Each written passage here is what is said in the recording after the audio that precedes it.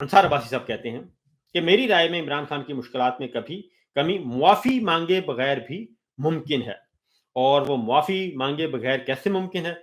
वो कहते हैं कि बस ज़रा थोड़ा-सा यूँ करें कि तनकीद करना छोड़ दें और एक खुद भी तनकीद ना करें और उसके बाद अपने जो सोशल मीडिया के लोग हैं, उनको भी ज़रा कहें कि जनाब वो भी तनकीद ना करें। और क्योंकि ये सारी बातें जो की जा रही हैं कि अंसार अब्बासी साहब ने कहा कि जिस नहज पर कप्तान को उनका बेलगाम, बद कलाम, बदतमीज़, बदतहज़ीब सोशल मीडिया पहुंचा चुका है, वहां से वापसी मौजूदा हिकमत अमली की तब्दीली के बगैर मुमकिन नहीं।